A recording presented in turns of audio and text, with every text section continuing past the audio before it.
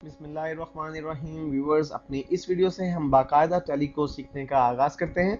तो व्यूवर्स, सबसे पहले हम टैली अकाउंटिंग सॉफ्टवेयर को इंस्टॉल करने के बाद लॉन्च करते हैं। तो हमें जो स्क्रीन नज़र आती है हम पहले उसका जायज़ा ले लेते हैं ताकि हमें बाद में काम करने में आसानी हो।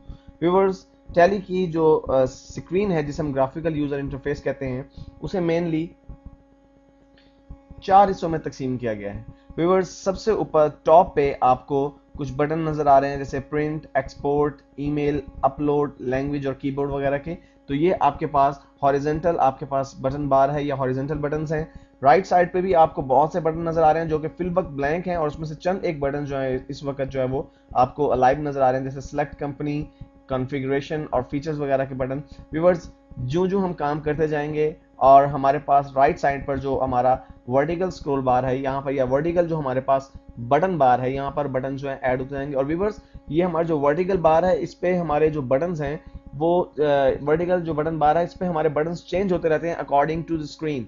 यानी हम जिस सेगमेंट में हैं, सॉफ्टवेयर के जिस हिस्से में मौजूद हैं, उससे रेलेवेंट जो ऑप्शन है उससे रिलेटेड बटन यहाँ पर हमें एक्टिव नजर आएंगे। और व्यूवर्स, ये जो आपको मेन जो हमारा स्क्रीन का हिस्सा है वो गेटवे ऑफ टैली कहलाता है, जो कि मेन पोर्शन है जहाँ पे बेसिकली हमें काम करना है। और बॉटम में व्यूवर्स हमारे पास कैलकुलेटर गिवन है जहाँ से हम बेसिक कैलकुलेशंस कर सकते हैं। हम बेसिक मैथमेटिकल फंक्शन यानी जमा, तकसीम, ज़रब और नफ़ी वगैरह को यहाँ पे आसानी से परफॉर्म कर सकते हैं। तो व्यूवर्स, ये हमारा टैली का इंटरफेस है जो कि इंतहाई सादा है।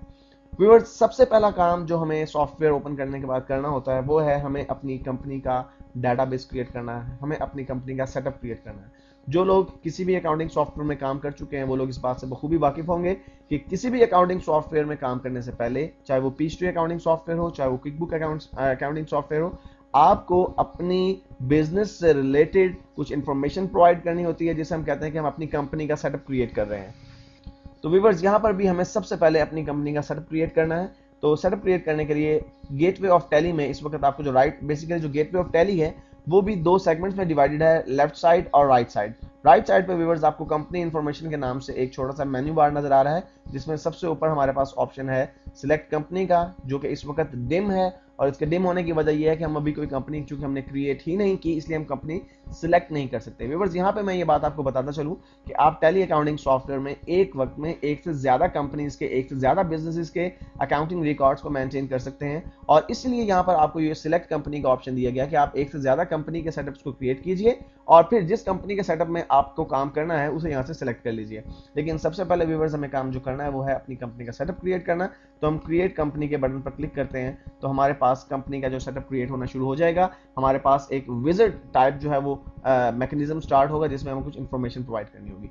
व्यूवर्स, सबसे पहले चीज जो हमें नजर आ रही है कंपनी क्रिएशन के अंदर वो है डायरेक्टरी, जिसमें आपको डेस्टिनेशन नजर आ रही है सी टैली डाटा। सी टैली डाटा ये क्या है?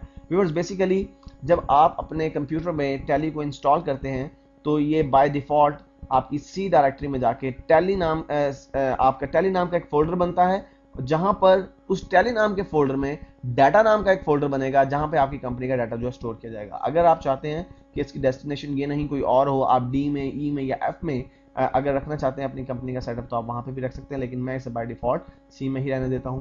व्यूअर्स, दूसरा ऑप्शन है आपकी कंपनी का नेम। तो हम यहाँ पर अपनी कंपनी का जो है वो नेम मेंशन करेंगे कि हमारी कंपनी का नेम क्या है। फॉर एग्जांपल मैं एक ट्रेडिंग कंसर्न के हवाले से यहाँ पे जो है अपने बिजनेस का नाम रखता हूँ अवैस मोबाइल्स। और व्यूअर्स, उसके बाद जो फील्ड है वो है मेलिंग एड्रेस।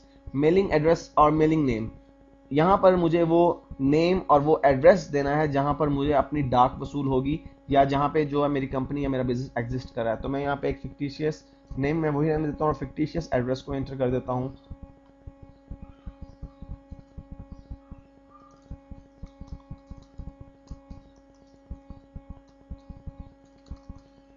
तो व्यूवर्स, यहाँ पे मैंने अपनी कंपनी का जो एड्रेस, ये एड्रेस में नेक्स्ट लाइन में भी ले जाकर एंटर कर सकता था, लेकिन मैं एक ही लाइन में अपनी कंपनी का पूरा एड्रेस जो है वो एंटर कर दिया। उसके बाद व्यूवर्स हमारे पास ऑप्शन है statutory compliance for. Statutory compliance for का क्या मतलब है? Viewers, basically Tally accounting software चंद एक कंट्रीज के जो स्टैट्यूटरी रिक्वायरमेंट्स हैं यानी कानूनी रिक्वायरमेंट्स हैं उनको पूरा करता है। मिसाल के तौर पर यहाँ पे देखिए आपके पास राइट साइड पे जो लिस्ट आ रही है, लिस्ट ऑफ कंट्रीज जिनके स्टैट्यूटरी रिक्वायरमेंट्स जो है यहाँ पर टैली के अंदर पहले से बाय डिफॉल्ट मौजूद है, वो है इंडिया, इंडोनेशिया, मलेशिया, सिंगापुर और यूके। लेकिन अगर आप इनमें से किसी एक कंट्री में नहीं एग्जिस्ट कर रहे तो आप इसमें नन को सिलेक्ट कीजिए। मैंने इसमें नन पे डबल क्लिक किया और व्यूअर्स आगे है हमारा ईमेल एड्रेस। तो यहाँ पे मैं अपना ईमेल एड्रेस एंटर करूंगा जो मेरे बिजनेस का ईमेल एड्रेस होगा। उसके बाद व्यूअर्स नेक्स्ट चीज है करेंसी सिंबल। अब चूंकि मैं पाकिस्तान में रह के काम करना चाहता हूं तो मेरा करेंसी सिंबल जो है वो रुपीज होगा, तो मैं रुपीज RS डॉट डाल के ये मेरा अकाउंटिंग जो है वो एज करेंसी सिंबल होगा। और व्यूअर्स नेक्स्ट ऑप्शन है अकाउंट्स विद इन्वेंट्री और अकाउंट्स ओनली। अगर आपका बिजनेस ऐसा है जिसमें आप इन्वेंट्री को मेंटेन नहीं करते, मिसाल के तौर पर आप एक ट्रेडिंग कंसर्न चला रहे हैं जिसमें आप मर्चेंडाइज नहीं खरीदते, गुड्स नहीं खरीदते, गुड्स नहीं बेचते, बल्कि जस्ट आप सर्विसेज जो है परफॉर्म करते हैं। फॉर एग्जांपल आप कंसल्टेंसी का बिजनेस कर रहे हैं, या आप एक इंजीनियर हैं, या आप एक लॉयर हैं और आप अपने अकाउंट्स को मेंटेन करना चाहते हैं, तो फिर आप अकाउंट्स ओनली के ऑप्शन को सिलेक्ट करेंगे। लेकिन चूंकि मेरा एक मोबाइल का बिजनेस है और मैं मोबाइल्स को परचेज करके सेल करता हूं, इसलिए मैं अकाउंट्स विद इन्वेंट्री को सिलेक्ट करूंगा। नेक्स्ट ऑप्शन जो व्यूअर्स मेरे पास है फाइनेंशियल ईयर फ्रॉम, यानी मेरा फाइनेंशियल ईयर कब से स्टार्ट हो रहा है और बुक्स कब से उसकी स्टार्ट हो रही है। फाइनेंशियल ईयर का मतलब व्यूअर्स वो टाइम पीरियड, वो टाइम स्पान जिसके लिए मुझे अपने बिजनेस का प्रॉफिट या लॉस जानना है। मिसाल के तौर पर अगर मैं अपना बिजनेस 1 अप्रैल से स्टार्ट कर रहा हूं तो यहाँ पे डेट ऑलरेडी 1 अप्रैल 2006 आई हुई है। लेकिन अगर मैं चाहता हूं कि ये डेट ये नहीं होनी चाहिए, बल्कि मैंने अपना बिजनेस स्टार्ट करना है जस्ट राइट फ्रॉम टुडे, आज से मैं अपना बिजनेस स्टार्ट कर रहा हूं, तो मैं आज की करंट डेट जो है वो एंटर कर दूंगा।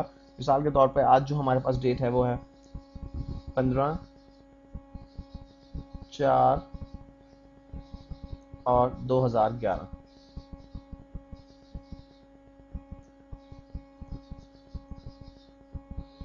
बुक्स बिगनिंग फॉर, जाहिर सी बात है अगर आपका फाइनेंशियल पीरियड 15/4/2011 से स्टार्ट हो रहा है तो आपकी बुक्स भी डेफिनेटली 15/4/2011 से ही अपडेट होना शुरू होंगी। उसके बाद व्यूअर्स नेक्स्ट ऑप्शन आपके पास है टेली वॉलेट पासवर्ड। इससे क्या मुराद है व्यूअर्स, बेसिकली एक सिक्योरिटी ऑप्शन है।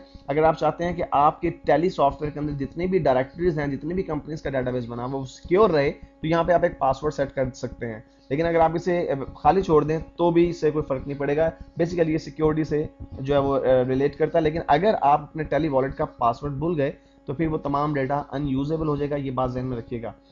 और उसके बाद व्यूअर्स आपके पास सिक्योरिटी कंट्रोल है, यस या नो, इसे आप यस भी कर सकते हैं, नो भी कर सकते हैं। उसके बाद व्यूअर्स आपके पास बेस करेंसी इंफॉर्मेशन है, आपको इसे जो है वो डिसाइड करना है। बेस करेंसी से क्या मुराद है, आप जिस कंट्री में रहकर काम कर रहे हैं वहां के हिसाब से आपको जो है वो काम करना है। तो मसलन बेस करेंसी सिंबल हमने पहले से बाय डिफॉल्ट सेट किया हुआ रुपीज है। फॉर्मल नेम, हमारी करेंसी का नेम पाउंड स्टर्लिंग नहीं है बल्कि हमारी करेंसी का नेम है पाक रुपीज, तो मैं इसे पाक रुपीज कर देता हूँ। नंबर ऑफ डेसिमल प्लेसेस से मुराद है कि पॉइंट के बाद, इशारे के बाद कितने जो है वो डिजिट्स आने चाहिए, तो यहाँ पे 2 बाय डिफॉल्ट है, मैं इसको चेंज नहीं करता हूँ। और is symbol fix to amount, इसका क्या मतलब है व्यूअर्स, मैंने जो अपना करेंसी सिंबल रखा है वो है रुपीज। अगर मैं is symbol suffix to amount को यस कर देता हूं, इसका मतलब है कि जब भी कोई अमाउंट लिखी जाएगी उसके बाद रुपीज लिखा हुआ आएगा। मैं इसे यस भी कर सकता हूं और नो भी कर सकता हूं, ये मेरी अपनी मर्जी पर मुनहसिर है। और व्यूअर्स उसके बाद है सिंबल फॉर डेसिमल पोर्शन, यानी डेसिमल पोर्शन का मतलब है कि अगर आपकी कोई अमाउंट फ्रैक्शन में है, मसलन 15 रुपए 50 पैसे, तो अगर आप पाकिस्तानी करेंसी में काम कर रहे हैं तो आपके 15 रुपए 50 पैसे, वो जो आपका फ्रैक्शनल पोर्शन है, यानी रुपयों के अलावा जो है आपका आप कह सकते हैं कि पैसों में जो रकम है उसे आप पैसों से जाहिर करते हैं। व्यूअर अगर आप डॉलर्स में काम कर रहे हो तो आप कहेंगे $5.03। इस तरह पाउंड्स के अंदर पाउंड्स और पेंस होते हैं, तो मैं यहाँ पे व्यूअर्स डेसिमल पोर्शन में पैसा कर देता हूँ। और उसके बाद व्यूअर्स यहाँ राइट साइड पर भी कुछ हमारे पास ऑप्शंस हैं। शो अमाउंट्स इन मिलियन, आप अगर मिलियंस के अंदर अपनी अमाउंट्स को जो है वो शो करना चाहते हैं तो यस कर दीजिए, अगर नहीं करना चाहते तो नो कर दीजिए। अगर आप चाहते हैं कि सिंबल यानी अमाउंट सिंबल और उसके साथ जो अमाउंट है, मसलन ₹2 लाख, रुपीज और 2 लाख के दरमियान आप चाहते हैं कि स्पेस आए, तो फिर आप इसे यस करने दें, अदरवाइज नो कर सकते हैं। और decimal place for printing amounts in words 2, यानी आपका जब आप अमाउंट्स को प्रिंट करेंगे वर्ड्स के अंदर तो 2 डेसिमल तक जो है उसे प्रिंट करेगा। तो व्यूअर्स आपका कंपनी सेटअप ऑलमोस्ट क्रिएट हो चुका है। जस्ट हम इसे यस यस करके एंटर करते जा रहे हैं और वो हमसे पूछ रहा है एक्सेप्ट करें, मैं कहता हूँ यस। और व्यूअर्स देखिएगा जो ही मैंने यस किया मेरी जो कंपनी का डेटाबेस है वो क्रिएट होना शुरू हो गया है। व्यूअर्स जब एक मतलब ये 100% कंप्लीट हो जाएगा तो हमारी कंपनी का सेटअप फुली कंप्लीट हो जाएगा और हम फिर उसके बाद अपने अकाउंट्स को मेंटेन करने के लिए बेसिक इंफॉर्मेशन अपनी कंपनी के डेटाबेस में एंटर करेंगे। लीजिए व्यूवर्स, हमारे कंपनी का सेटअप जो है वो क्रिएट हो चुका है और आपने देखा कि जो ही हमने अपने कंपनी का सेटअप क्रिएट किया, राइट साइड पर जो हमारे पास बटन बार है, जो हमारे वर्टिकल बटन बार है, उसमें आपको देख रहे हैं कि कुछ बटन जो हैं वो और ज़्यादा रोशन हो गए हैं, वो अलाइव हो गए हैं और जो जो हम काम करते चलते चले जाएंगे ये बटन जो है वो एक्टिव होते चले जाएंगे। तो व्यूवर्स, इस वीडियो में हमने सीखा कि हम किस तरह से अपनी कंपनी का सेटअप क्रिएट करते हैं टैली अकाउंटिंग सॉफ्टवेयर में।